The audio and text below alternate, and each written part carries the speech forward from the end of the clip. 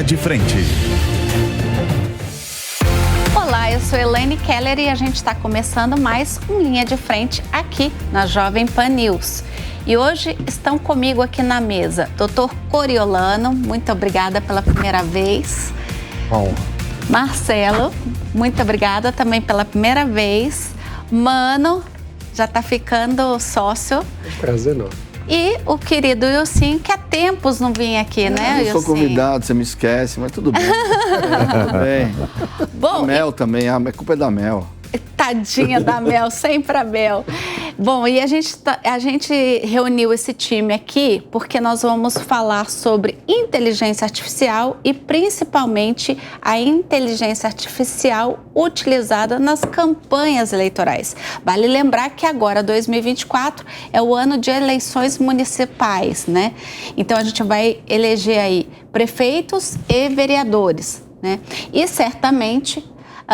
saiu já, né? Agora, na última semana de fevereiro, a gente teve aí a regulamentação das eleições pelo Tribunal Superior Eleitoral, né?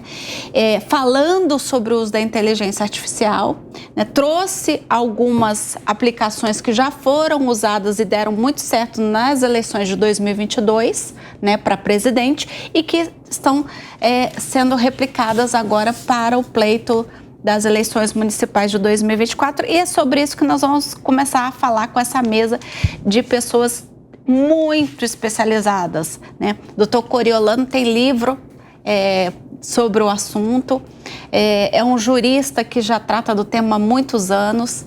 Marcelo também é um publicitário que também adota a inteligência artificial. É um marqueteiro mesmo, marqueteiro. Exatamente. E agora está fundando o Instituto de Inteligência Artificial, né? É o Instituto Brasileiro para a Regulamentação da Inteligência Artificial, que é um instituto que está nascendo do mercado, né? De marqueteiros, jornalistas, juristas. Tem que convidar o Dr. Coriolano. Já está convidadíssimo. É um prazer. Mano também, é um jornalista que entende muito sobre o tema, e o Ilcinho, que trabalha também muito com essa questão de marketing eleitoral, né, Ilcinho? Isso, eleições. Eleições. Então, vamos começar a falar. Eu acho que é legal para a gente pontuar para a nossa audiência primeiro. Vamos desmistificar esse fantasma chamado inteligência artificial, porque as pessoas, ao mesmo tempo que sabem, não sabem o que é inteligência artificial, né? Porque a gente agora associa sempre ao chat GPT, né? GPT. A gente está sempre associando a ele, mas ele nem é, né, uma inteligência artificial no seu modelo mais clássico, vou pontuar dessa forma, né? Então, eu queria aproveitar primeiro a experiência dos senhores, né? Vou pedir para o Dr. Coriolano e depois eu passo a palavra para você. Eu queria que vocês desmistificassem para quem está em casa, né? Quem não entende de tecnologia, quem não é desse universo, o que é inteligência artificial e alguns exemplos práticos, ou seja, do nosso cotidiano, que a gente às vezes está falando com uma inteligência artificial e nem sabe que está falando, né? Então, Dr. Coriolano, por favor, a palavra é sua. Inteligência artificial, ela é um conjunto de algoritmos, é uma tecnologia, de certa forma, complexa, mas ela vem para facilitar e trazer algumas respostas para assuntos simples do dia a dia de todos nós. Por exemplo, eu fui fazer alguns exames para a coluna, para o nosso telespectador entender. Coloquei ali na inteligência artificial e ele me disse, olha, você está com uma inflamação aqui nessa vértebra, etc. E ele traz isso numa linguagem mais clara, que a gente pode entender, né, de uma forma assim. E passei isso para o meu médico, ele ficou encantado. Puxa, nunca tinha utilizado dessa forma, que maravilha. Uso muito para correção de texto, para deixar o texto mais leve. Olha, escreva como um jurista, mas dê um tom mais leve, mais ameno. Escreva um texto, uma resposta para o Wilson com bom humor, né? Escreva para o Mano, mas de uma forma mais suave, mais adequada. Então, a inteligência artificial, ela, assim, em resumo, ela tem múltiplas utilidades para medicina, advocacia, engenharia, para o marketing eleitoral, para as eleições, e que é justamente um dos temas que nós vamos falar aqui hoje, né? Justamente a utilização da inteligência artificial nas eleições. Mas, assim, de grosso modo, para o para quem está nos ouvindo entender, doutora. Tá. E aí eu vou pedir a ajuda do Marcelo, porque uma das coisas que foi vetada pelo Tribunal Superior Eleitoral são os chatbots, né? É o uso do chatbot, inclusive seja com o uso da imagem do candidato ou de qualquer ser humano, voz, etc. Explica o que é o famoso chatbot e o que já tem, quem já tem usado o chatbot e a gente nem sabe. Eu queria voltar só um pouquinho. Claro, fica à vontade. Gente, a gente tem que entender que a gente usa inteligência artificial todos os dias e há muito tempo. Essa é a grande questão. Ela está presente na nossa vida. Ela tem à disposição todos os livros que foram escritos no mundo, todas as teses, todos os artigos. Então, a capacidade de processamento dela é uma coisa que vai levar a humanidade para um próximo passo. E ela é ferramenta, ela não é boa nem ruim. Essa é a questão, né? Uma chave de fenda na mão do mecânico arruma um carro, apesar dela ser feita para parafuso de fenda, ela pode desatarrachar um parafuso Phillips, mas ela pode perfurar um pulmão. Sim, na mão de um criminoso Um pode bisturi na mão de um médico salva uma vida, na mão de um bandido tira. A ferramenta ela não é boa nem ruim. O uso da ferramenta pode ser boa ou ruim. E quem dá esse uso é o ser humano. Nós usamos o Waze, nós usamos autocompletado do celular. O Waze quando o senhor fala, nós usamos o Waze porque ele é uma modalidade de inteligência artificial. Extremamente avançada. É extremamente avançado. Ele sozinho, ele traça a rota, ele vê onde é que estão os congestionamentos. Por quê? Como é que ele faz isso? Através do processamento de dados dos próprios usuários. O próprio uso. Por que o ChatGPT é uma coisa tão poderosa e vai ser muito mais? Porque você tem milhões de pessoas que estão treinando ele. Essa é a questão. Quanto mais você usa, na área da medicina, ela está ajudando o cego a ver, surdo a ouvir. Ela, com pequenos biomarcadores, ela tem uma capacidade de diagnóstico infinitamente maior do que o médico. Entendi. Ou seja, ela é uma coisa importantíssima. Entretanto, e aí eu só estou querendo conceituar um pouquinho antes da gente chegar no chatbot, para as pessoas entenderem está todo mundo muito preocupado com as deepfakes, né? O Wilsinho, que é um grande marqueteiro aí na área política, todo marqueteiro fica de cabelo em pé, porque sabe que a qualquer hora vai ter um ataque. A gente teve lá Silvio Barros, lá em Maringá agora, primeira vez primeira ação e primeira resolução, primeira decisão de um tribunal regional contra deepfake e que responsabilizou as plataformas. Eu acho que isso a gente deve falar um pouquinho mais. Vamos falar. Mas assim, só para concluir. O prefeito de Manaus teve a voz alterada e distribuíram para a população de Manaus. Inclusive, isso já tem até quem está nos assistindo, hoje você já consegue fazer isso, já tem soluções, aplicativos de celular que você pode brincar. É muito fácil, voz, é muito etc. fácil. Botar voz de artista. Você pode até. O próprio Waze, você pode botar a voz do Mickey, da Ivete Sangalo. Você pode botar a voz de quem você quiser. Tem um que a gente identifica que é deepfake, mas tem o Silvio Santos cantando Dire Straits e viralizou ele cantando. Claro, e a tendência. Mas você vê que é uma montagem, mas foi a tendência, inteligência artificial. E a tendência disso é ficar cada vez maior, melhor. Mas qual a questão? Gente, as deepfakes, elas são a pontinha do iceberg. Não é o problema. A gente tem que ver Trump. Não, mas antes eu quero que você explique do chatbot. Então, aí a gente vai entrar nas eleições propriamente. Chatbots são robôs inteligentes, que eles assumem a personalidade, eles assumem uma persona, né? Em tese... Que é quando a gente entra lá numa loja do varejo, então só para a gente esclarecer para a nossa audiência. Quando você entra numa loja hoje do varejo lá no site, né? Se vocês nos assistindo agora entrarem lá em qualquer loja de varejo, geralmente tem lá uma bonequinha, bonequinho ou um WhatsApp que tá lá, que ajuda, como posso ajudar? E esse é um chatbot. Isso é um chatbot, mas você tem coisas muito mais simples, que é, por exemplo, você no seu banco, na sua operadora de celular, o tempo todo você usa o autoatendimento. Esses são os bots, né, os chatbots. Você tem hoje uma modalidade que são os neurobots. E assim, qual foi... Esse é que assusta. Conta Por quê? Porque eles são como se fossem pessoas. Eles têm rede social, eles namoram entre eles são programados com hormônios. Né? É muito difícil você detectar que você não está falando com um humano. Entendeu? E assim, as missões deles são muito curtas, são muito rápidas. Mas por que eles são programados com hormônios? Porque você precisa, às vezes... Como é que eu boto hormônio dentro de uma máquina? Você não coloca o hormônio, você coloca a simulação de comportamento que o hormônio dá. Ah, tá. Perfeito. Entendeu? Ou seja, você colocou mais testosterona, ele vai ficar mais agressivo. Você colocou mais endorfina, vai ficar mais romântico. Você tem os robôs esquizofrênicos, esses são os melhores de trabalhar para guerrilha, por exemplo. Né? E aí eu gostei muito dessa sua fala, porque vamos pontuar aqui para o pessoal. Primeiro, eu vou só introduzir, então, para quem está em casa, só para a gente fazer um resumo. A gente está falando de inteligência artificial.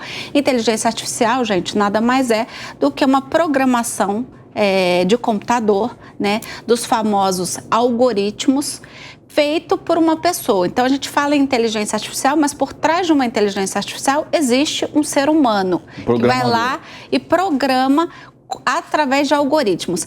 Nós temos a inteligência artificial, que a gente chama de AutoML, né, que é o Machine Learning. O que é o Machine Learning? Quando a máquina aprende, né, traduzindo no português, claro. Você tem o Auto Machine Learning, que é o quê? A máquina, você dá ali para ela alguns comandos iniciais, é como se você estivesse educando uma criança. Você ensina ela a falar, só que daqui a pouco ela começa a falar palavrão, ela começa a falar vai Corinthians e você nem ensinou isso, né? Tô falando do meu filho, obviamente. É exatamente isso. Né? Quando você vê, ela já tá falando um monte de coisa, que ela aprendeu o quê? Do ambiente. E a máquina também, hoje, a inteligência artificial tem esse poder. Você ensina os comandos básicos, você depois coloca ela na rede, né? Ela começa a assimilar, como você mesmo pontuou, teses, artigos, publicações, etc. E de repente ela aprende sozinha, como uma criança, ela sai aprendendo a viver sozinha. Essa é a inteligência artificial que se auto-ensina, né? Autodidata, digamos assim. Só para, a grosso modo, só para a nossa audiência entender o que é uma inteligência artificial.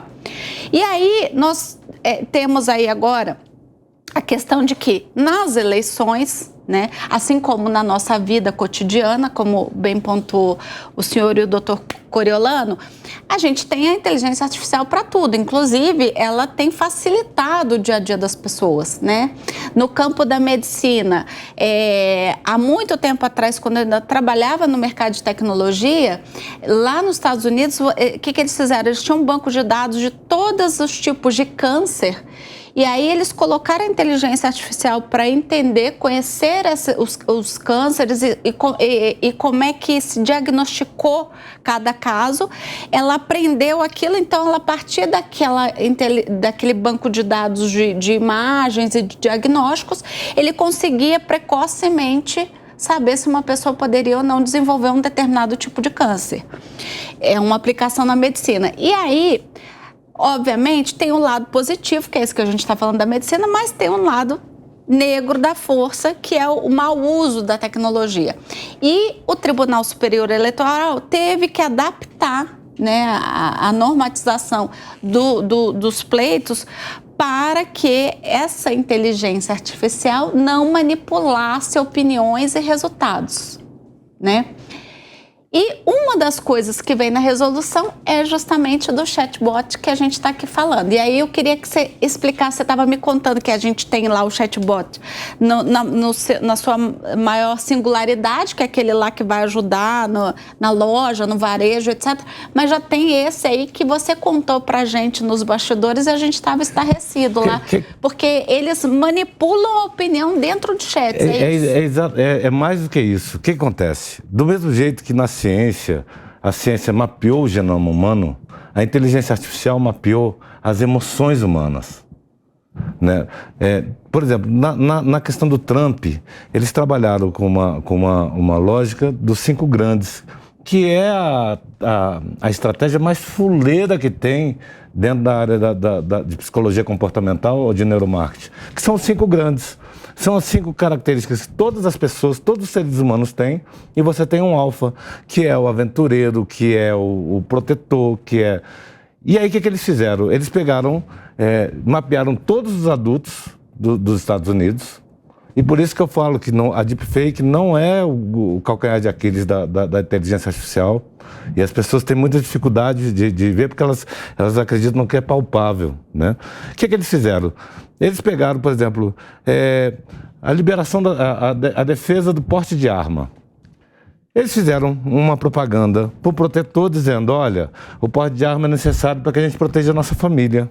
Para o aventureiro, nós temos a liberdade a gente tem que defender a liberdade de ter arma. E por aí foi.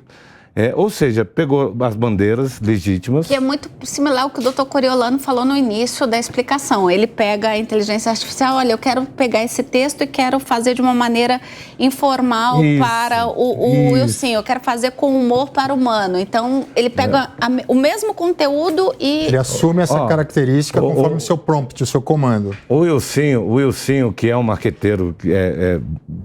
dos bons do país, qual é a coisa mais importante para ele? Ele conseguir segmentar, entender o público e ele conseguir direcionar o conjunto de mensagens para esse público. Esse é o desafio do marqueteiro. A segmentação, agora é a ultra-segmentação, é definir a linguagem, não é isso, senhor? Estou falando porque, assim, eu como marqueteiro, assim, desde 2018, eu não perco uma campanha. Não perdi uma eleição exatamente por isso. Porque, assim, de eu ter chegado... Quem chega no Rio bebe água limpa, né? Mas, assim, de conseguir essa segmentação, que é uma coisa que o Ursinho lá soa para conseguir colocar os técnicos dele. O que a gente fazia antigamente, muito com as pesquisas, e faz leitura de pesquisa, hoje você tem ferramentas que você faz via inteligência artificial para identificar público, mensagem, segmento, região. Facilita você ter uma visão mais fina do processo, sabe? A pesquisa...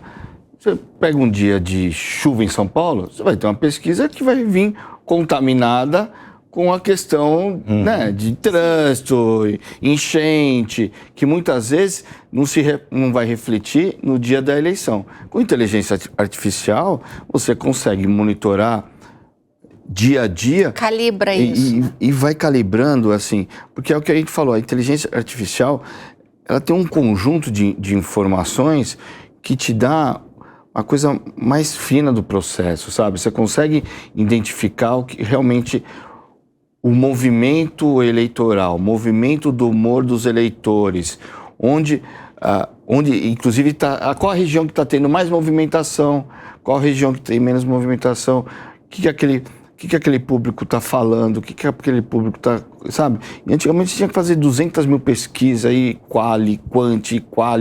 Grupo focal. Grupo, sabe? E volto a dizer, dependendo do dia, tanto é que a primeira coisa que a gente pergunta quando faz a pesquisa, e tem alguma subida ou descida do candidato de aprovação, desaprovação, qual foram os dias?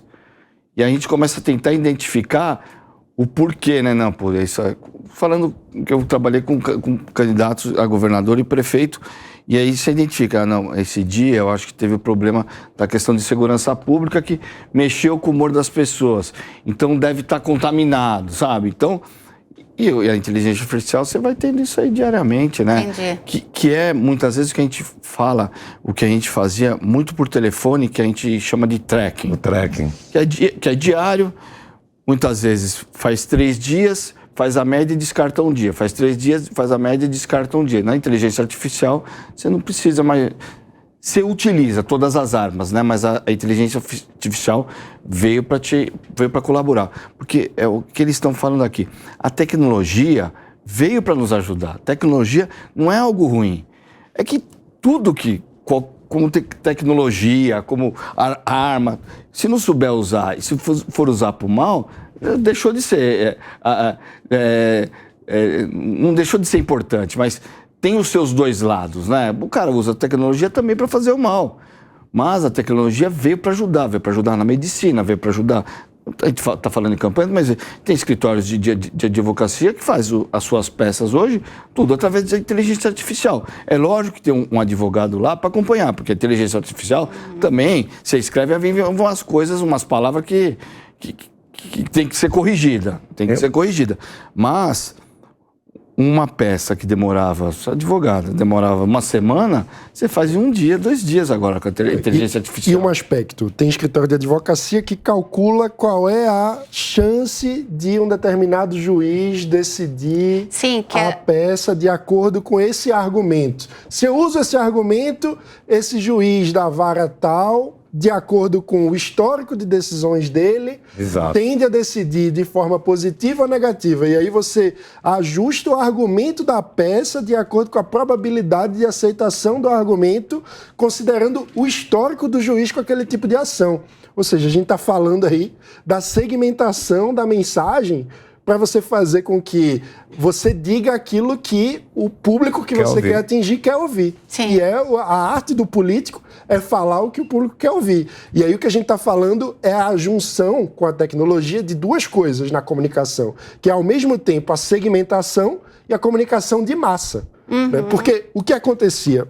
Antes, a comunicação de massa era o oposto da comunicação segmentada. Né? Quando você botava uma mensagem na rádio, por exemplo, que é o veículo de massa, você está falando uma mesma mensagem para todo mundo. Agora, o que a gente está dizendo é o seguinte, com a tecnologia, a gente consegue segmentar os públicos de uma forma que antes até, se você fosse fazer, digamos, sem o auxílio da máquina, você não ia chegar naquele nível de precisão da segmentação do público que importa de acordo com clusters de comportamentos específicos que, às vezes, a inteligência humana nem captaria aquilo. Então, é quem vai num determinado ponto de ônibus e você encontra, por uso de estatística com Big Data, né? Ou seja, com milhões de dados ao mesmo tempo que estão sendo processados, você vai criando os clusters de comportamento. E aí você produz a sua mensagem de forma massiva para um público ultra segmentado. Então você uniu a comunicação de massa, porque você está fazendo isso com volume, com escala e velocidade, com a comunicação ultra segmentada, falando aquilo que aquele público específico quer ouvir. Sim, porque se for pegar, fica à vontade. Porque se for pegar até a resolução do Tribunal Superior Eleitoral, ele não está proibindo a inteligência artificial de ser utilizada. Ele está justamente focado naquele segmento que vai produzir alguma tipo de maldade, algum tipo de alteração no humor eleitoral, enganando o eleitor. É onde eu ia chegar. Quer dizer, para pesquisa, para o tracking que você comentou e etc. Para escrever textos. Exato. O TSE não está, de forma alguma, vetando o uso. A grande preocupação é com a deepfake. O que é a deepfake? É eu usar a imagem de alguém ou a voz de alguém para criar algo que não é fato real, né? Ou seja, manipular a opinião pública. Ou, de certa forma, usar o chatbot. E aí eu vou só explicar por que o chatbot também, o TSE se preocupou em vetar, porque, como bem você estava pontuando, você pode criar 2 robozinhos dentro de um chat que vão começar a discutir ou dialogar. Ou disseminar informação. Ou uma informação que interessa para aquele candidato de modo a manipular, ou seja, fazer aquele de manada, né, uma opinião de manada, efeito manada, que a gente chama, e manipular as pessoas. E aí eu queria começar já aqui com o Mano. Gente, Quem me conhece sabe, eu sou milito na área de direito digital e por muito tempo eu fiquei buscando um bom conceito de fake news, porque primeiro a palavra é inglês, né? E aí, só a desinformação não me parecia que trazia o conteúdo apropriado para o que é uma fake news, né, na sua integralidade, na sua negatividade. E eu encontrei isso na tese escrita pelo ministro Alexandre de Moraes para a USP. Né? Alexandre de Moraes, o ministro, né, ele disse, o que é fake news, segundo ele? É uma desinformação premeditada, quer dizer, ela foi criada já para manipular, para enganar, né? Premeditada e fraudulenta. Eu achei ótimo esse conceito, porque de fato descreve o que é uma fake news. E no voto da ministra Carmen Lúcia, quando ela apresentou as resoluções, ela trata também dessa questão no seguinte sentido: olha, eu posso apresentar um conteúdo lícito dentro do meu marketing político, mas eu tenho que dizer que eu utilizei inteligência artificial por trás daquele processo. A redação daquele discurso foi criada através de inteligência artificial. Então, antes de apresentar, né, então, inclusive ela cita a ordem que isso deve ser feita. Eu vou apresentar a imagem de um candidato com um discurso feito por inteligência artificial. A primeira imagem que tem que aparecer para o telespectador é: esse conteúdo foi criado por inteligência artificial. Tratamento de imagem, você não precisa dar essa declaração. Qualquer cenário de fundo, pesquisas, isso você não precisa declarar que você utilizou. Mas se você criar textos, mudar a idade do seu candidato, conteúdo, você precisa declarar: olha, eu usei inteligência artificial nesse conteúdo. Mas aí eu quero fazer uma provocação a vocês, e até quero começar pelo Mano, porque ainda assim me preocupa. Me preocupa o que vem de efeito conspiratório, sabe? Aquela questão de... as pessoas conspiram. Vou explicar o que eu quero dizer.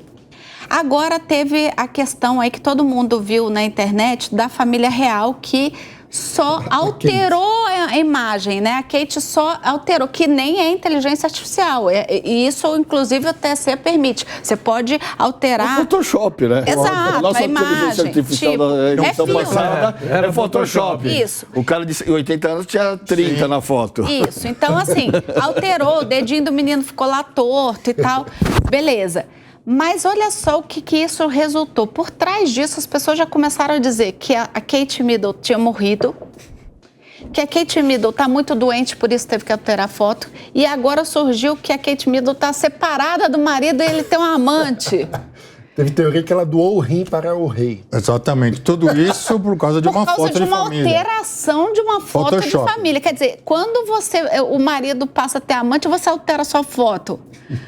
Né? Assim, então me preocupa, eu quero trazer isso para cá, porque embora nesse aspecto a ministra e o próprio tribunal tenham dito, olha, não tem problema, e é só escrever, usa inteligência artificial, mas me preocupa o quanto a gente está preparado para saber, ó, isso teve inteligência artificial e entender que aquilo pode, ou aquele conteúdo pode não estar na sua totalidade, não ser um fato real na sua totalidade. E começar essas teorias da conspiração, entendeu? Então eu queria ouvir um pouquinho vocês, começando pelo Mano.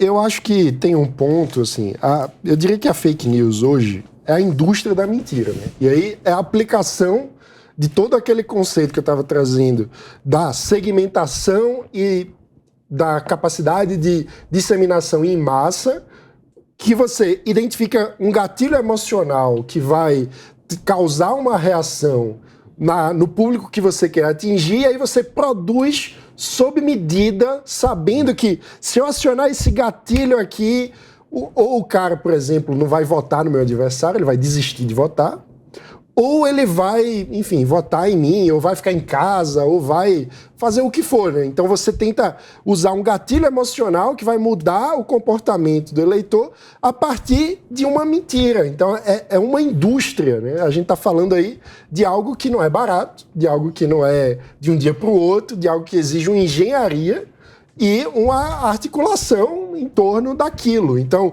eu diria que é importante que a gente consiga tratar isso com transparência, justamente para que o cidadão possa saber que, peraí, isso aqui não é exatamente tão orgânico assim. Isso aqui chegou em mim e isso é sob medida para o que eu quero despertar ouvir. O que eu quero ouvir ou o que eu não quero, né? Porque às vezes para fazer a pessoa que vai votar no adversário mudar de ideia, ficar em casa, votar nulo. Então, eu acho que não tem como a gente vencer isso totalmente. E o processo que a gente precisa lidar é um processo de educação das pessoas, educação do público. Então, Na minha visão, a forma de lidar com isso é educando o público e ampliando a transparência. Então, quanto máximo possível que o uso de um conteúdo que foi gerado por inteligência artificial fique claro para o eleitor, para o público que está recebendo aquele conteúdo, que não é um conteúdo orgânico, ou seja, se eu estou num chat, eu não estou falando com um ser humano, eu estou falando com um robô. É importante que as pessoas saibam isso, até porque isso é uma espécie, assim, uma espécie de fraude do ambiente de diálogo, né? Porque mas vamos combinar que no chat você já não sabe mais quem é ser humano, quem é Helene, robô, né? O próprio robozinho das lojas, muitas vezes ele vem já com a informação, olha, eu sou um robô, vou tentar te ajudar, se eu não conseguir, vamos transferir. Mas eu acho assim, primeiro, a ministra deu um passo importante, né? Porque a tecnologia, principalmente a inteligência artificial, é algo que veio para ficar. Sim. Veio para ficar. Ela está tentando um mecanismo de encontro muito que o Mano está falando. Porque o que é fake news? Eu vou dar um exemplo. Eu tenho minha família, vira e mexe, principalmente as pessoas mais velhas, vira e mexe, disseminam uma fake news. Por que disseminam? Porque eles não têm a experiência de inclusive os mais jovens, de ir no Google ver, da gente que é mais informado, de olhar para eles aquilo que eles estão recebendo num grupo de família, num grupo de amigos, é verdade. Né? Imagina, eu recebi. Aí eu pergunto, mas você recebeu de quem? Não, no grupo do fulano de tal da igreja. Wilson, é sério? Então não tem o discernimento, por conta da experiência de a tecnologia ser algo muito novo, de perceber que aquilo não é verdade, porque ele recebeu no grupo da igreja. No grupo da igreja. E não acho que nós não vamos ver deepfake nas eleições, nós vamos ver. Muito. Porque deepfake às vezes é feita no esgoto da internet que você não consegue acessar. Eu quero até chegar nesse ponto. Não consegue acessar. E no desespero, os candidatos, eles vão fazer deepfakes, vão dar um jeito de vir, sei lá, de Israel, aí, o tiro, que você nunca vai conseguir ir atrás. É verdade. Você quer uma deepfake? Nas eleições, principalmente em cidades menores ou médias, antigamente a gente contratava muito pessoas que faziam artes cênicas. O que a gente fazia? Colocava dentro do ônibus. Eles dialogando, era um chatbot ao vivo. Você tá brincando. Juro por Deus. Falando assim, você sabe que o fulano... Você sabe, e aí, pro bem e pro mal. Pro mal, você sabe que o fulano tem empregado em casa e maltrata empregado, que não sei o quê... Uma encenação dentro do ônibus público, para ver a reação nas grandes cidades. Isso assim, influencia, você vira uma eleição assim. Porque fica rodando no ônibus. Isso é chamado de ação de PNL. De programação deepfake, essas coisas, chatbot. Ouvir no ônibus que o candidato a prefeito aquele cara maltrata a empregada. Entendeu? Olha. Então o chatbot já existia ao vivo. O que veio agora para a tecnologia e o tiro é maior, né? Agora a boca é desse tamanho. É a união do segmentado com a massa. Queria conceituar três coisas. Fake news existe desde que o mundo é mundo. Qual é a primeira fake news? Que era fofoca, né? O boato. Qual é a primeira fake news? Na época medieval, quando iam chegar cargas novas, os mercadores, eles contratavam pessoas para espalhar boato que estava chegando tempestade. As pessoas corriam no mercado, esgotavam estoque, ele repõe o estoque. Tá? Essas são os primeiros registros. O senhor que me corrija se eu estiver equivocado. Não, certíssimo. Então, assim, na verdade, não existe nada novo. Em campanha política, antigamente, eu sou velha guarda, sou old school. Né? Eu fui um dos primeiros. Eu ganhei projeção nacional porque eu fui um dos primeiros a migrar para o digital e ganhei nova projeção agora porque eu fui um dos primeiros a migrar para a inteligência artificial. Essa foi a questão vanguardista. Mas o que acontece? Nós sempre tivemos em campanha, e é necessário se ter, porque você tem que entender o seguinte, a campanha é uma contabilidade. Um tem que ganhar e você tem que fazer o seu oponente perder, entendeu? Cada perda do oponente significa 2 pontos para você. Exatamente essa contabilidade. Antigamente você tinha o jornal apócrifo, a pesquisa fraudulenta, carro de som. Os carros, entendeu? Você tinha uma série... O Santinho. Não, estou falando de lado B. Ah, tá. Claro. Do Você Nego tinha o da santinho Força. com o número errado. Isso. Você tinha várias técnicas, né? Cada um inventava a sua. Você tinha aquele grupo para arrancar faixa, para arrancar cartaz do outro. Esse eu O me lembro. TSE criou uma solução para isso nessas eleições. Houve uma grande inversão, porque a ministra Carmen Lúcia disse no seu voto que as empresas de tecnologia têm responsabilidade social. Uma vez que elas têm responsabilidade social, não há necessidade de ordem judicial para remoção de conteúdo ilícito. Isso veio da eleição de 2022 e que foi, assim, muito importante, porque nós sabemos, nós que trabalhamos com internet, né, doutor Coriolano, que cada minuto vale uma vida na internet. O Marco Civil da internet judicializou tudo. Mas assim, agora... Sim. agora... E assim, tudo bem, você tira aquele conteúdo, mas e o que o pessoal replicou? Então, mas o que acontece? Hoje as plataformas, diferente de 2022, elas são responsabilizadas. E vou explicar qual foi a briga. Vou explicar bem rapidinho para quem está nos vendo o que acontece. Em outubro, né, com o advento da inteligência artificial, começou a haver um desassossego de nós marqueteiros, porque nós sabemos o que é possível fazer com uma ferramenta dessa. Do ponto de vista de manipulação, do ponto de vista... E você tem o advento das bolhas, que são coisas muito sérias. Acabei de fazer um estudo mostrando a questão da polarização aguda que o país está vivendo. Sim. Né? É um estudo que está publicado aí em veículos no país todo.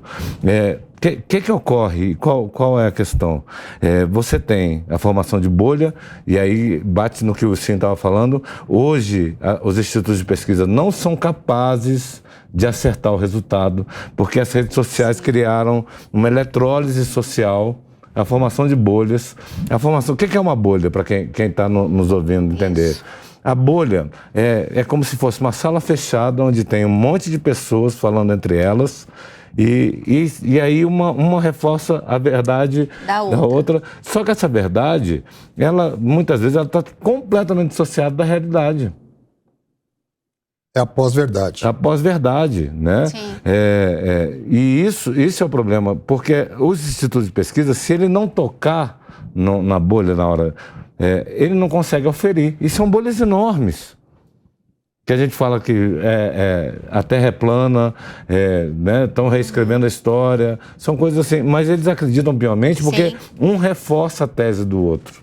Né? A verdade é que a pessoa quer acreditar. Eu conversava com o Ilcinho ali, a hora que a gente estava na sala VIP, exatamente sobre isso, que todas as pesquisas de tracking, elas estão mais assertivas do que as pesquisas de campo.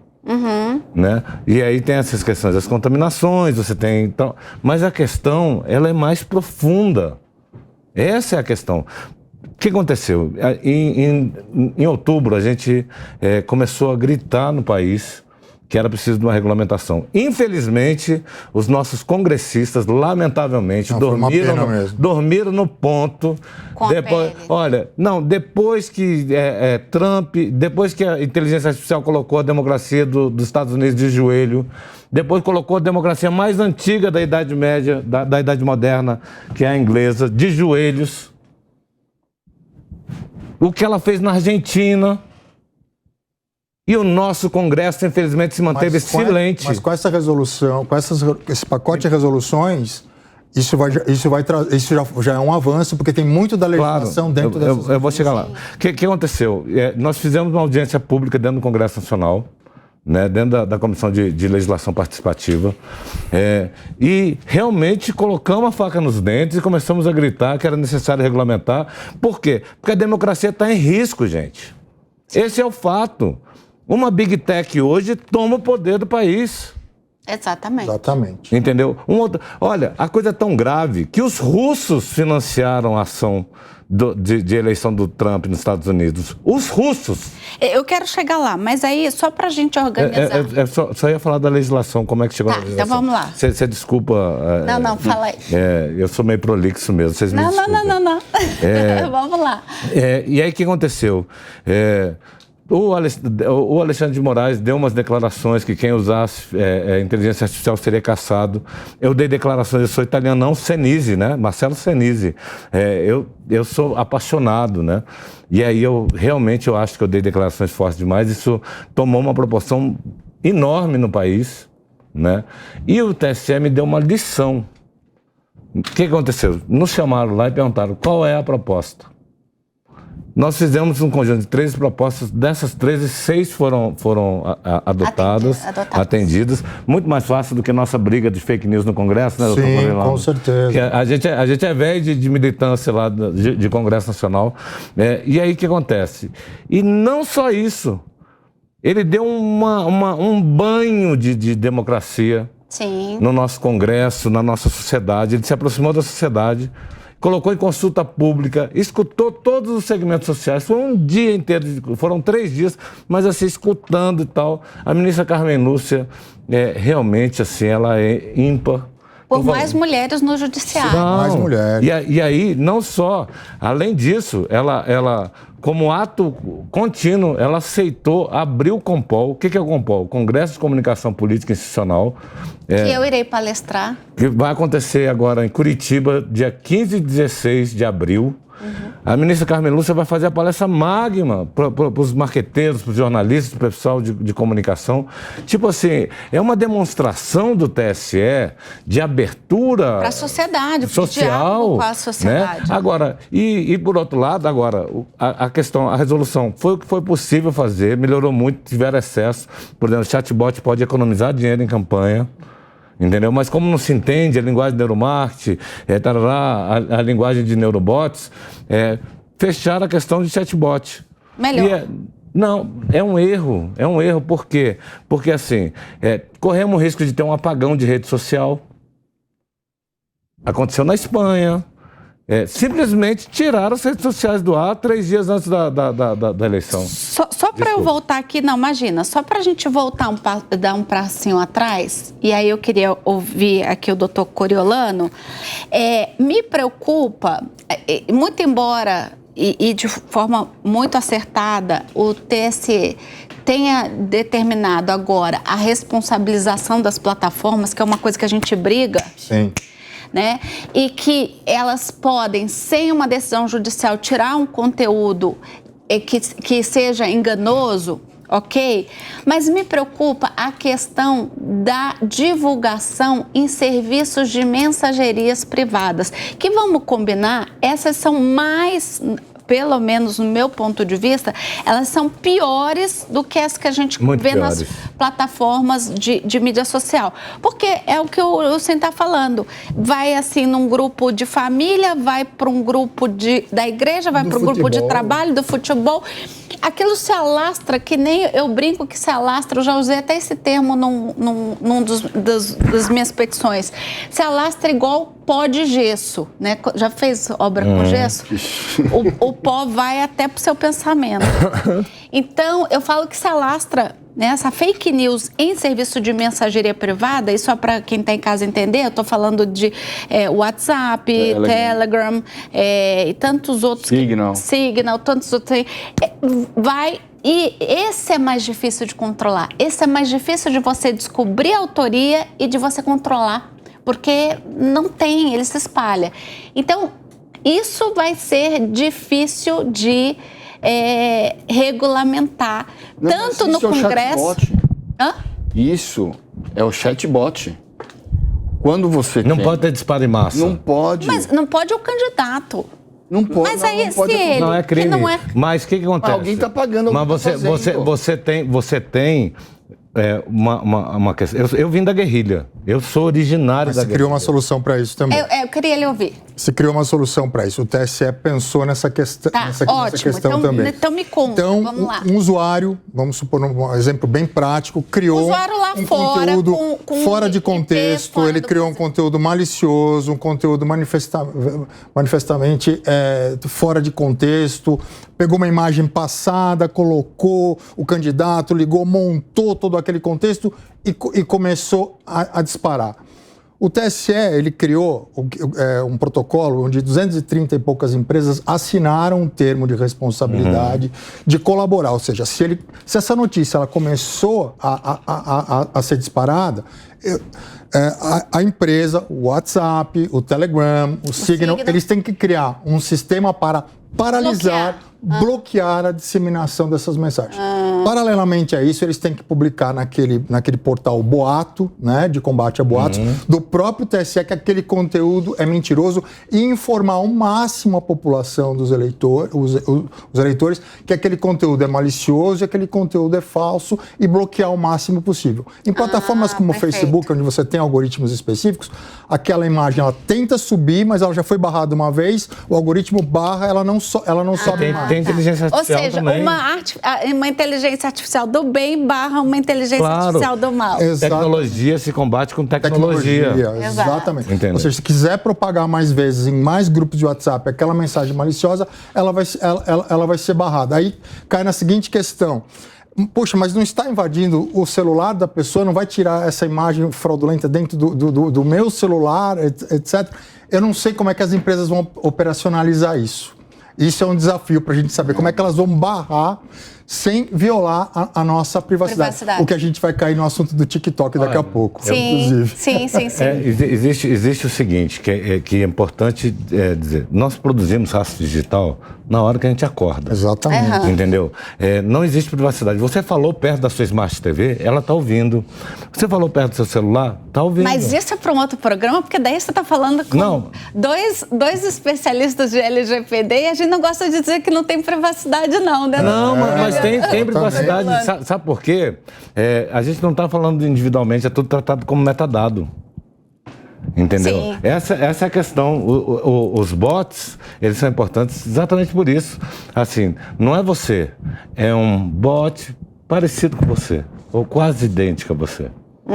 Entendeu? Você não fica dando ideia, que senão meu marido vai falar assim, não fui eu que saí com a mulher, era o meu bote. Fica dando essas ideias. Pau que bate em Chico, bate em Maria. Não, meu amor, não era eu. Você mandou essa mensagem? Não fui eu, foi o bote que mandou no meu celular. Ó, existe tecnologia, as plataformas têm a tecnologia. Tem essa tecnologia, não é problema não. E o mais importante, eu acho que os senhores todos vão concordar comigo, eles têm essa obrigação. Vocês têm ideia de quantos milhões de reais de dinheiro público, de fundo eleitoral vai para as plataformas em funcionamento? Sim. E as plataformas... É disso que se trata. Eles ganham dinheiro público. Sim. Dinheiro eleitoral é dinheiro público. Sim. Então, eles têm obrigação pública. Sim. O WhatsApp tem condições de apontar quem foi a primeira pessoa, qual foi o celular que disparou, e ele dá um mapa para quais grupos. Não precisa ser o WhatsApp. Pessoa. Eu vou dizer para você, por exemplo. Entendi, mas hoje as plataformas já têm conseguem apresentar em juízo para o juiz eleitoral quem foi o primeiro e se ele é ligado a qual partido, etc. E as penas são duras, é cassação. Ou até se ele é marqueteiro tem isso link hoje. Anonimizado, que é essa a possibilidade, né? Nós marqueteiros temos isso. Nós todos trabalhamos com determinados sistemas de monitoramento. Por exemplo, eu trabalho com um sistema que eu não vamos divulgar o nome. É forense computacional pura. Em 4 horas ele detecta uma fake news. E se ele consegue detectar em 4 horas, a gente consegue chegar no marco zero. Para mim, vai ser... eu fico sonhando em pegar um marqueteiro descuidado do outro lado. Porque você resolve ali a fatura eleitoral. Mais tecnológica. Você resolve ali na hora, porque você chega ao marco zero, você derruba a campanha do oponente e, além disso, você prende o oponente. Né? Tem melhor mundo do que esse, Lucinho? Só facilita a vida. Só facilita. Vocês acham que isso vai gerar muita judicialização? Vocês que são marqueteiros aí, eu queria até ouvir. Vai ter muita discussão, muita briga, muita... Vai ter discussão, porque, volto a falar, vai aparecer deepfake, vão usar a inteligência artificial e vão colocar aqui aquilo é inteligência artificial e o adversário vai achar que aquilo não deveria estar passando porque não é o que o Tribunal Superior Eleitoral determinou. Determinou. E briga judicial em campanha, todas têm. E isso vai ser mais um fator de briga judicial, de um tentando derrubar o outro, um tentando pegar horário, tirar horário de tempo de TV do outro. Esse é um pilar, tentando alguns vão tentar, através da inteligência artificial, por conta de toda essa tecnologia, demonstrar abuso de poder econômico, porque essas tecnologias também não são baratas. Não são baratas, tá falando? Porque a gente fica no dia a dia, para nós baixa no aplicativo aqui, paga R$100 por ano, mas as tecnologias não são baratas. Mais ou também, menos, né? Só para conceituar a questão de preço, só porque ele levantou isso, eu acho importante. Na verdade, hoje, ela é extremamente barata. Só para você ter ideia, o chat GPT 3.5, comparado com 4.0, é um cérebro de rato para um cérebro humano. Essa é a comparação. Ele é mais barato. O cérebro humano é mais barato. Mas eu entendi o ponto que ele quis dizer. Não é a questão somente do aplicativo da tecnologia, mas a equipe que você tem que ter para fazer esses tracking, essa rastreabilidade, de monitoramento de rede. Monitoramento de rede é um negócio caro pra caramba. Vou dizer para você, um diagnóstico de IA, ele hoje é mais profundo, ele é mais abrangente, ele é mais assertivo e mais barato do que uma qualitativa. Sim, mas não deixa de ser cara. E fazer monitoramento de rede em tempo real não é barato.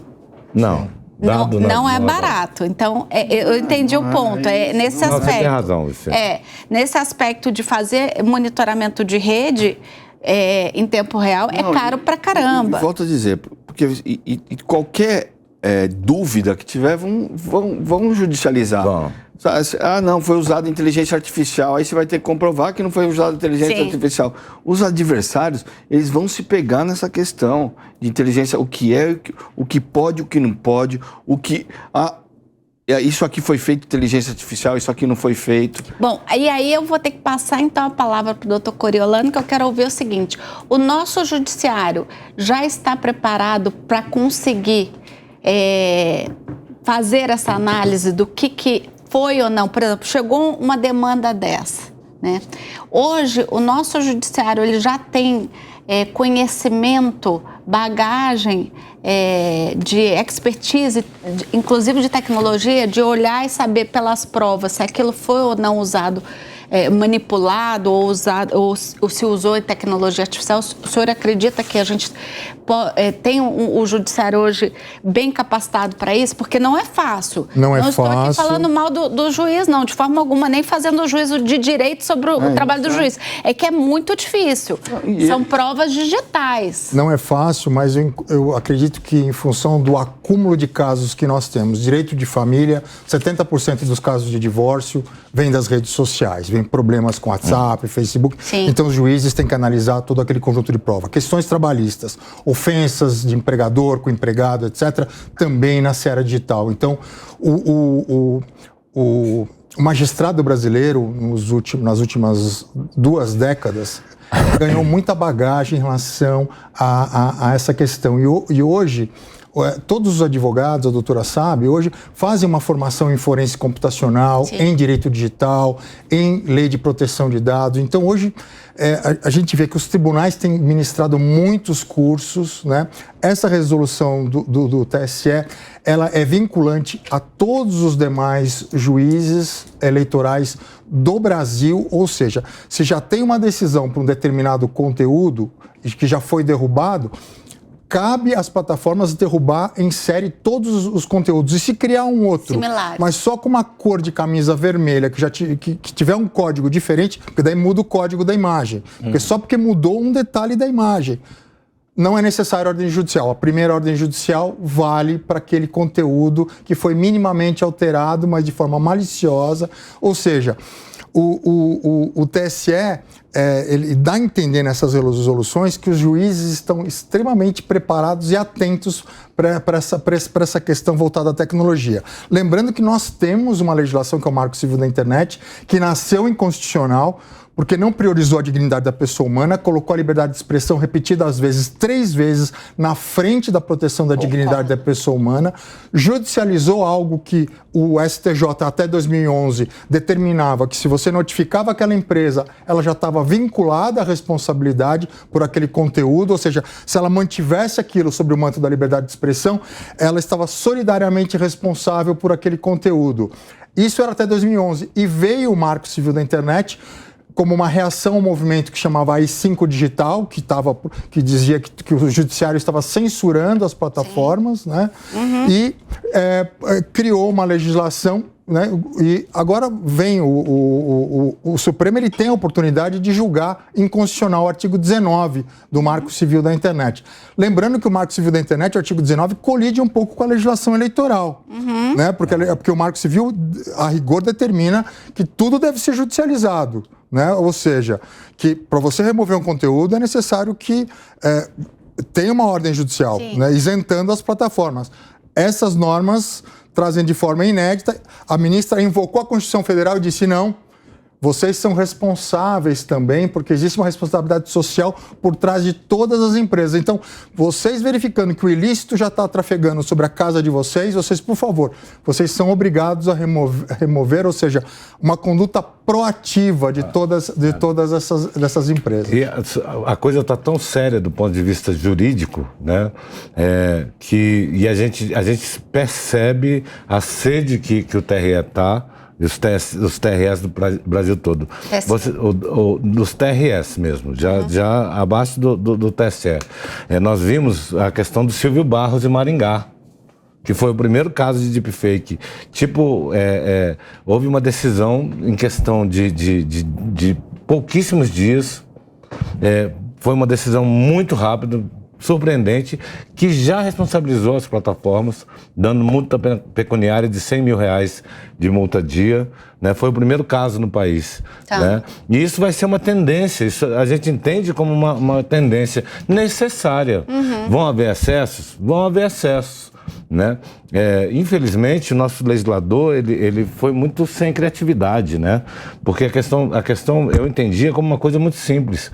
Tem uma denúncia de fake news, você quer produzir o conteúdo, você tem que se registrar, coloca lá teu RG, teu CPF, entendeu? Porque aí você pode ser responsabilizado.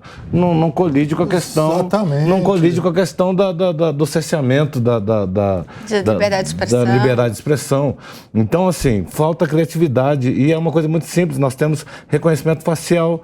Eles já têm isso. Eles já usam isso. Entendeu? Ou seja, são coisas muito fáceis de falta de criatividade. Na verdade, a gente está aí com o Congresso amorfo, né? Completamente...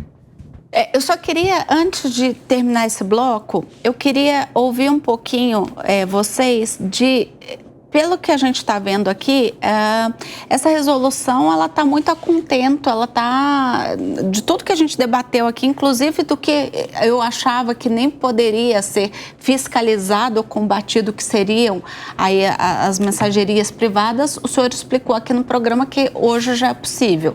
Então, porque o mais importante, quando você cria uma regulamentação, você tem que saber como é que você vai fazer para fiscalizar aquela regulamentação. Não basta eu criar, eu tenho que saber como eu vou fazer para fiscalizar e para coibir. Você acabou de criar um centro de inteligência. Sim. Investiu milhões e assim, é um centro realmente robusto. O Tribunal Superior Eleitoral, exato. E coisa simples, se a pessoa falar de forma fraudulenta das urnas, tem que ser retirado. Atos antidemocráticos tem que ser liminarmente democráticos. Discurso de ódio. Homofobia, crime contra a mulher. O Brasil, em relação a outros países, a gente pode dizer que a gente está muito avançado nisso? Muito, bastante avançado, porque essa resolução do TSE, esse conjunto de resoluções do TSE, principalmente no que tange a propaganda eleitoral, ela está muito em consonância com a legislação europeia que acabou de ser aprovado sobre inteligência artificial, que fala do respeito à dignidade da pessoa humana, a responsabilidade social das empresas de tecnologia. Na Europa, você vai lá, eu estava na Itália, em Roma, estava lá, tem um formulário para o Google, você remover todos os links que você acha que você tem que remover, e o Google tem um prazo de 72 horas para te dar a resposta. Você quem? Usuário. Cidadão. Usuário. A nossa lei de proteção de dados, ela não importou, não trouxe o artigo 17 lá. Lá o artigo 17 é um sistema de apagamento de dados, ou seja, se existe... Eu, usuário, posso... Você, usuário, você vai lá, entra, preenche um formulário, diz os motivos, etc. Eles têm um prazo e tem que te dar uma resposta fundamentada por que eles não vão remover aquele conteúdo. Nós não podíamos ter isso aqui. Exatamente. Bom, né? mas agora a gente vai falar sobre a plataforma TikTok e a notícia que mais foi divulgada essa semana foi a decisão da Câmara dos Deputados dos Estados Unidos, que aprovou uma lei que obriga a empresa chinesa ByteDance a vender o TikTok. A ByteDance é a proprietária do TikTok lá na China, né? Obrigou a empresa a vender o TikTok sob pena de ser banido do país, ou seja, ele tem que vender o TikTok no território americano, né? No resto do mundo não, mas nos Estados Unidos, se o TikTok quiser continuar a funcionar lá, vai ter que vender, ou seja, não poderá... O braço americano. Isso, não vai poder mais ficar sobre a batuta ali dos donos, os chineses, né? A lei foi aprovada com 352 votos a favor e 65 contra. Agora o texto segue para o Senado. Joe Biden chegou a afirmar que, caso a lei seja aprovada, ele não deve vetá-la. Os parlamentares apontam que a dona do TikTok representa um risco de segurança nacional devido às ligações com o Partido Comunista Chinês. Inclusive, ainda disse que o aplicativo pode ser usado para conseguir dados pessoais dos norte-americanos. As agências de inteligência também sustentam o argumento. E aí, pessoal? Se essa moda pega, hein? Isso pode se estender para o Brasil, você acha, doutor Coriolano? Eu acho que o TikTok nos Estados Unidos deve fazer como fez para obedecer às leis da União Europeia. Lá na União Europeia, doutora Elaine, eles são supervisionados por uma empresa de cibersegurança totalmente particular, supervisionada pela União Europeia. Então, eu acredito que um acordo, né, um termo de ajustamento de conduta com o governo americano, dentro desse viés, eu não entendo porque isso não foi feito ainda. Como que é feito pela Polícia Federal, pelo FBI, a invasão num dispositivo com ordem judicial? É via aplicativo mesmo. Um aplicativo, o software forense computacional, ele fica testando para ver qual software ele consegue, através dele ele entra dentro do seu aparelho, muito fácil, né? E fica monitorando tudo que você está se utilizando. E é justamente esse o argumento do FBI. O FBI tem uma investigação posterior a essa iniciativa do Congresso americano, apresentou para o Congresso americano os indícios de que os algoritmos do TikTok podem sim deixar vulneráveis à geolocalização, listas de contatos, etc. Vão dizer, mas todos os demais aplicativos também. Mas ocorre que é uma empresa chinesa com sede em Pequim. Existe uma lei de 2017, uma lei de 2016 e uma lei de 2022, que é um pacote de leis novas da República Popular da China, que determinam que aplicativos como o TikTok devem entregar, se solicitados, toda e qualquer informação ao sistema de defesa do governo chinês. Ou seja, basta uma requisição do governo, o TikTok não pode se negar a entregar. Que medo! Em função disso, a União Europeia criou esse pacote, essa blindagem em relação aos cidadãos da União Europeia. Ou seja, todo o pacote de dados que é tratado na União Europeia passa por uma supervisão 100% terceirizada, né, e com supervisão auditada pelos técnicos da União Europeia. Mano, você acha que a gente tem aí o perigo, a nossa democracia sofre o risco aí de ter algum impacto com relação a essa questão do TikTok estar ligado à China e ao Partido Chinês? Olha, eu acho que é importante situar que nós estamos vivendo uma espécie de Guerra Fria 2.0, né? Nós estamos vivendo um momento geopolítico em que nós temos, de um lado, as democracias liberais, lideradas por Estados Unidos e União Europeia, do outro lado, as autocracias de mercado, como China e Rússia. Ou seja, diferente da Primeira Guerra Fria, que você tinha uma disputa de modelo econômico, agora você tem uma disputa de modelo político. Todos se renderam ao mercado, mas de um lado você tem democracias, do outro lado você tem ditaduras, como é o caso da chinesa, que já utiliza a tecnologia de uma forma assustadora. Parece uma distopia, porque lá você tem a ideia do capital social, né? É como se cada cidadão tivesse uma pontuação que tem a ver com o acesso a serviços públicos e a como o governo lhe trata. E o governo utiliza dados dos cidadãos para esse tipo de disciplinamento e controle político, que é uma coisa muito perigosa. Então, essa situação nos Estados Unidos, muito mais do que uma questão de liberdade de expressão ou de liberdade de mercado, se trata de uma disputa geopolítica. Eu diria que é isso que está em questão. E nesta Guerra Fria 2.0, o grande ativo de disputa é a informação. Então, você conseguir ter algum tipo de disciplinamento, de regulamentação, de controle sobre o tipo de informação que está sob a gestão de uma ditadura, é algo que, enfim, que faz parte da precaução e do zelo pelo respeito à privacidade dos cidadãos das democracias. Eu acho tudo uma grande hipocrisia.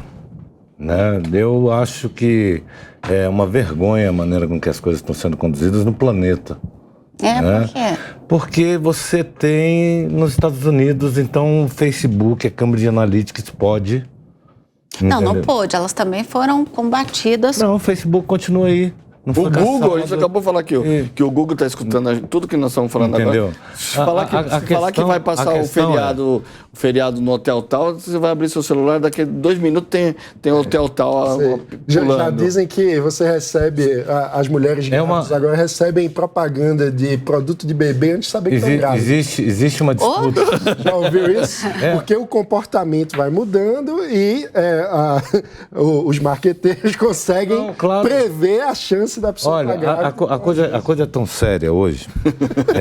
A pessoa tem câncer. A família não sabe. O sistema de inteligência artificial sabe. A pessoa foi no oncologista, ela foi na farmácia, ela fez exame. Sim. Ela não contou. Ele rastreia ali, né, o comportamento dela. Então, assim, ela prevê, ela sabe o que você vai decidir antes de você decidir. Essa é a questão. Por isso que ela é tão assertiva, né? Você vê lá em Cuiabá, na eleição há 4 anos atrás, estou falando de um caso que a gente o sistema que eu eventualmente estava usando naquele momento preveu a eleição, errou-se por 412 votos. Né? E por aí vai. As pesquisas passaram longe. O tracking foi o que mais se aproximou, assim, né? A falta de metodologia. Mas assim, voltando ao assunto, né, que eu acho importante, a questão existe uma disputa mundial por dados. Sim. Dados é o novo petróleo. Infelizmente, o Brasil hoje é só uma fazenda de dados. Sim. Né? Hipocrisia, porque os Estados Unidos podem e a China não pode, né? Não, que hipocrisia. Já que você entrou, eu ia falar hipocrisia. Que hipocrisia maior que o presidente dos Estados Unidos tem uma conta da campanha no TikTok, que o partido do presidente dos Estados Unidos tem uma conta no TikTok, mas eles são contra o TikTok. Sério, eles têm conta.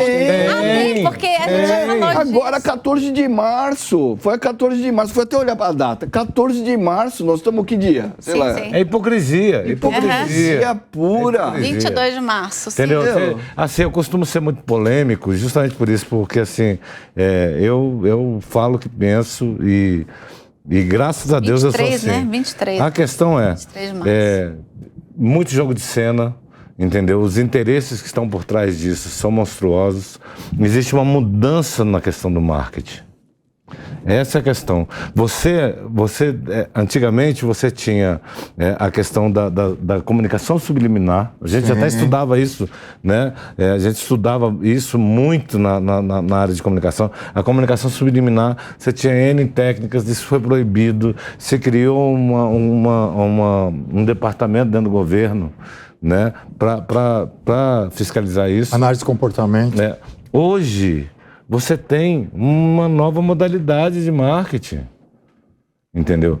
Você pesquisou no seu celular, você vai viajar para o Rio de Janeiro, uma passagem. Sim, daqui a pouco você vai receber uma propaganda de guarda-chuva porque lá vai chover. Sim. Entende? Tipo assim, eu não estou nem falando de o que você falou está sendo. Tô dando, a gente está alguns passos à frente. Sim. Né? Você não precisa. Nossa, é porque se eu entrar nisso muito... Eu tô com o mano. Eu acho que a grande briga é uma briga comercial. É comercial, nos países. totalmente. Se você for imaginar, tem a briga dos chips de celular em Taiwan, que a China ameaça entrar em Taiwan, os Estados Unidos ameaça a defender. É uma briga comercial. Eu nem acho que é por causa dos dados, da espionagem. É justamente uma briga comercial entre eles. E de controle. Porque dados... É o que ele falou. Porque hoje... até então todas as plataformas eram só americanas. Tecnológica. E guerra de audiência. Isso que tem que entender. Você tem as emissoras de televisão que antes dessa era disruptiva que a gente está vivendo, né, existia uma verdadeira luta pela audiência. Sim. Né? Os jornais, né? A Jovem Pan, para chegar até aqui, o que ela suou para ela conquistar o espaço que ela tem hoje. Né? Então, eu só estou mostrando que, na verdade, as plataformas, elas são plataformas de mídia, de entretenimento, entendeu? É onde está, hoje é onde se faz o comércio, a venda. Porque antes de te vender o produto, tem que se vender o desejo, tem que se vender a ideia. Entende? Então, a questão ela vai muito além disso. E agora, qual é a questão? É que através das suas redes sociais, através dessa questão toda, nós conseguimos prever o seu comportamento. Assim, o marketing, o que o marketing trabalha? Trabalha com gatilhos mentais, gatilho da escassez. Você tem vários gatilhos. Entendi. Entendeu? Quando a gente estuda marketing, né, Luciano? Tô ficando com medo do... Guerra cibernética 4.0, como disse o Você tem um Mano. Tô com medo de Mas você, é tô nova te achando Guerra meio Fria. pai de santo, na verdade. Não é pai de santo, não. Sabe o que acontece? O processo de decisão, ele não é racional. Ele é límbico. Ele está um passinho antes. Depois você racionaliza. Por isso que fala, não decida nada agora. Vai comprar? Decide amanhã tal. Sim. Por quê?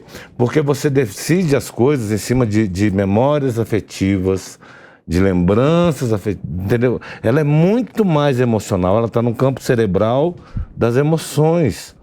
Isso te dá um impulso, por isso você não deve usando a razão para explicar por que você impulso. tomou aquela decisão, entendeu? Antes de tomar. Aí eu te pergunto. E, aliás, é esse o motivo da gente ter aí tantas demandas e tantos golpes digitais, porque é o imediatismo da internet que faz a pessoa dar um clique e ela faz quer Pix. Ficar rica, ela quer ficar rica ela faz um Pix sem ver se o nome da pessoa era o nome da pessoa que de fato pediu o Pix. Ela compra numa loja de varejo sem ver se a URL, né, se o endereço está correto, se é da loja mesmo, né? Porque esse imediatismo e essa coisa do emocional. A gente vive numa indústria de consumo. Né? Você tem quantos pares de sapato? É melhor não falar que meu marido pode estar assistindo o programa. Aí você colide. Você falou da minha maior paixão, viu? Que é sapato. Tá, vai achar que eu sou pai de santo de verdade. Foi o algoritmo. Esse seu algoritmo tá bom, hein? Mas assim, isso colide com a sua necessidade, com o seu desejo. Entendeu? Quantas compras... Você precisa ligar pro marido dela para explicar para ele como bloquear esse desejo de compra de sapatos. Bloqueia o cartão de crédito. Perfeito. Bom, e aí mudando do TikTok para o Brasil, aqui o Tribunal de Justiça do Estado de São Paulo determinou que a Meta Platforms, dona do Facebook, Instagram e WhatsApp, deixe de usar a sua marca, né? Ou seja, a Meta, ela não pode usar o nome Meta. A decisão vem na sequência da empresa brasileira chamada Meta Serviços e Informática, que criou o aplicativo de celular seguro para o Ministério da Justiça. Essa empresa afirma que está sendo prejudicada desde que a companhia do Mark Zuckerberg trocou o nome. Ou seja, a Meta Informática, que atende inclusive o Ministério da Justiça, né? ela disse que ela tem um aplicativo para celular seguro e que ela está sendo prejudicada porque o nome dela é Meta, ela já tinha registrado, patenteado, provavelmente. Tá patenteado, isso. E aí surge a Meta do Mark Zuckerberg, dizendo, não, agora meu nome é Meta, e aí o TJ de São Paulo, protegendo a questão de marcas e patentes, disse aqui não vai poder usar. E aí? Né, assim, porque nós estamos falando de uma marca internacional. Quer dizer, o TikTok não vai poder funcionar nos Estados Unidos e a Meta não vai poder usar o nome no Brasil. Essa coisa o direito passou a ser universal, né, doutor Coriolano? Sem dúvida. E como é que a gente faz? Acabou essa questão da territorialidade, porque você está falando de uma marca mundial e uma local. Vamos entender o caso.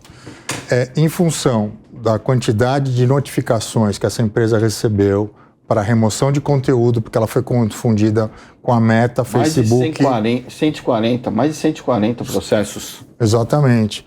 E ela está sofrendo ataque de haters na internet, né?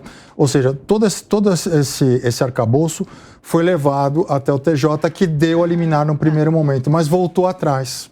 Essa decisão foi revertida agora, recentemente. Tá. Já existe uma nova decisão do próprio TJ que reconheceu que a empresa do Mark Zuckerberg, a Meta, ela vai sofrer mais prejuízos se ela não puder utilizar a sua marca internacional aqui no Brasil. Então, nesse momento está nesse impasse. Nós temos uma primeira decisão do próprio TJ e uma reversão dessa decisão, mantendo a decisão de primeira instância. Deve ir para o STJ em breve. Entendi. Como tudo acaba indo para a Suprema Corte, para as Cortes Superiores. Foi revertida, decisão, né? Foi revertida.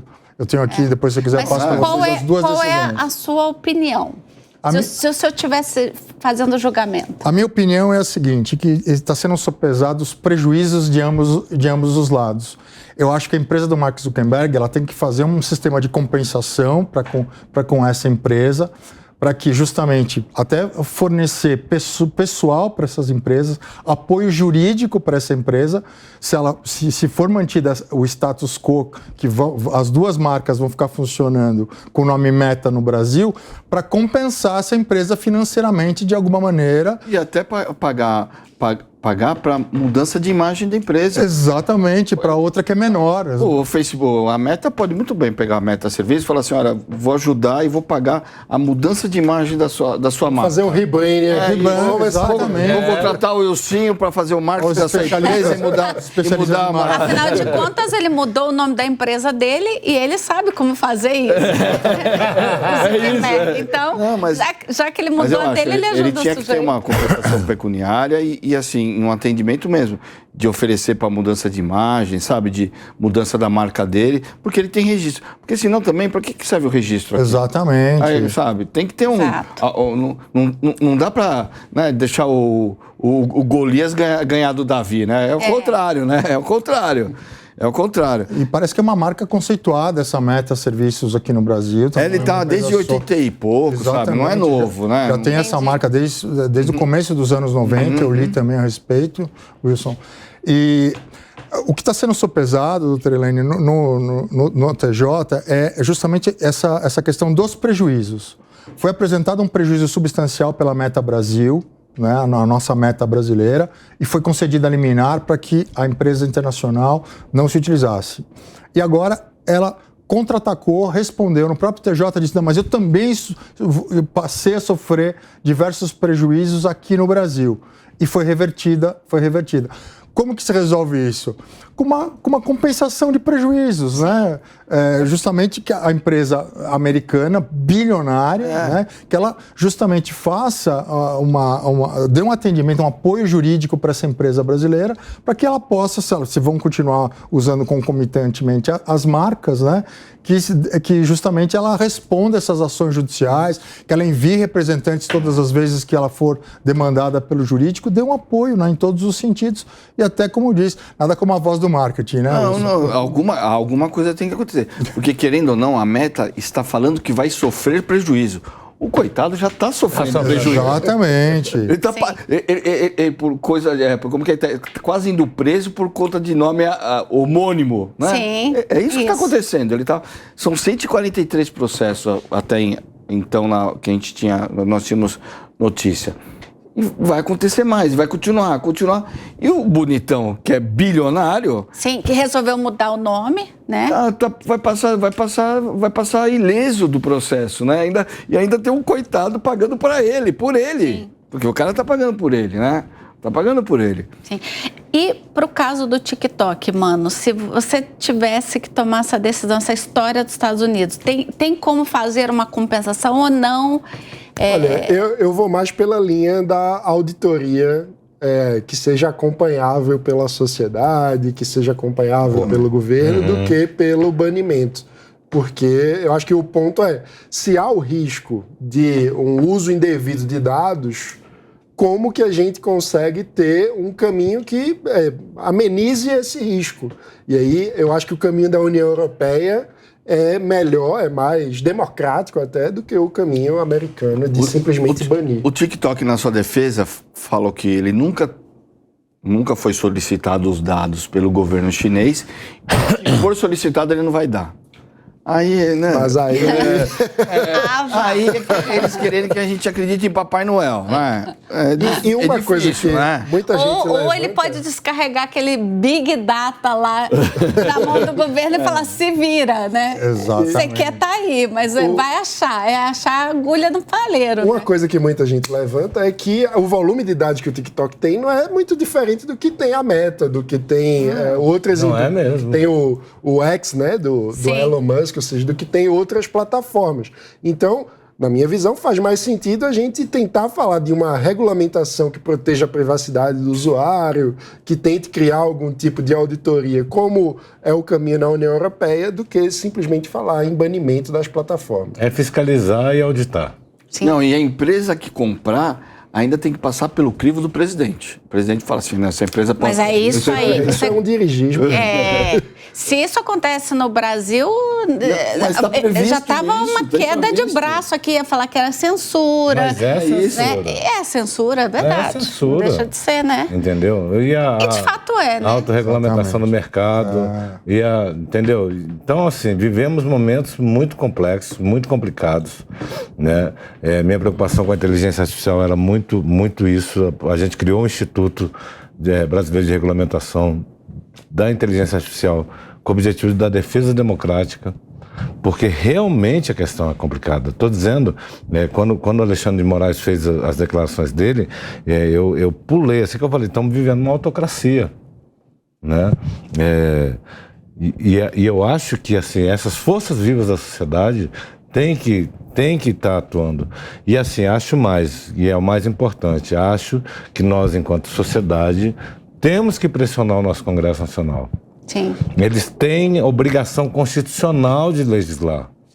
Mas eu acho que a preocupação do ministro foi justamente em manter a democracia. Não, e a gente foi vê o que eles fizeram. isso claramente na tese que ele escreveu e que eu mencionei aqui no programa. E que deve ser a linha que deve ser seguida, eu entendo, no julgamento da inconstitucionalidade do artigo 19 do Marco Civil da Internet, que já se tornou insustentável. Ele teve lá o seu momento, ainda que eu participei da audiência pública da criação do Marco Civil da Internet e disse no Congresso que ele já nascia inconstitucional, porque o artigo 1º da Constituição prevê como regra máxima a proteção do homem, da sua essencialidade, da sua dignidade, e o Marco Civil da Internet ele inverteu, colocou a liberdade de expressão acima dos nossos valores essenciais. Né? Perfeito. Gente, o tema é muito bom, acho que merece até outro linha de frente, nós vamos pensar nisso, né, diretora?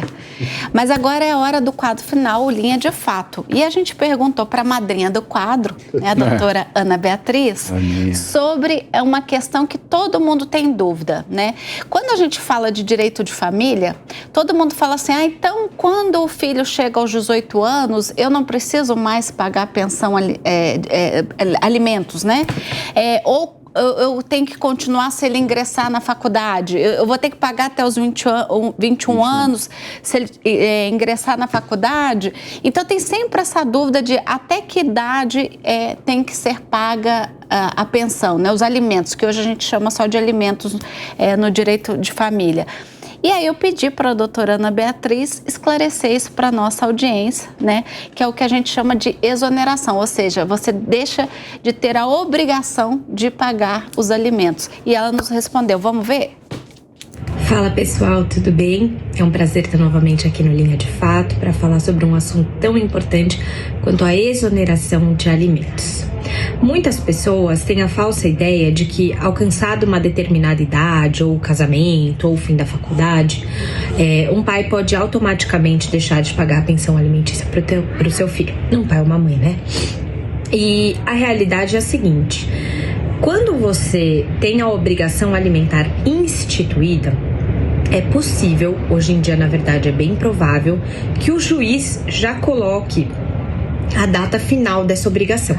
Então, em muitos casos, o juiz já vai falar: essa pensão será devida até a data tal. Se na decisão que fixa essa pensão não houver um prazo final, a lei não fala nada a respeito disso. E aí você tem que entrar com uma ação chamada exoneração de alimentos, para você se exonerar, para você tirar de você esse encargo. Então, vamos lá. Se eu tenho uma sentença, seja decorrente de um acordo ou de um processo, ou das duas coisas, porque também pode acontecer, e nessa sentença só constar que eu tenho uma obrigação alimentar, para que eu deixe de tê-la, eu vou ter que ter uma declaração judicial nesse sentido. E por isso, o manejo de uma ação chamada exoneração de alimentos. No entanto, se no momento que eu fizer o meu acordo aí de divórcio, e isso é muito importante, até uma dica que eu deixo para vocês, eu já colocar que, por exemplo, a pensão vai ser devida até 21 anos, até o final da faculdade, até o casamento. Se eu já instituir o termo final, aí não tem problema. Quando chegar esse momento, eu posso deixar de pagar normalmente. Doutora Ana Beatriz, muito obrigada, viu? Bom, gente, a gente vai encerrando o Linha de Frente. Eu agradeço demais a sua audiência, desejo uma semana muito abençoada. Jovem Pan, jornalismo independente. A opinião dos nossos comentaristas não reflete necessariamente a opinião do Grupo Jovem Pan de Comunicação. Realização Jovem Pan News.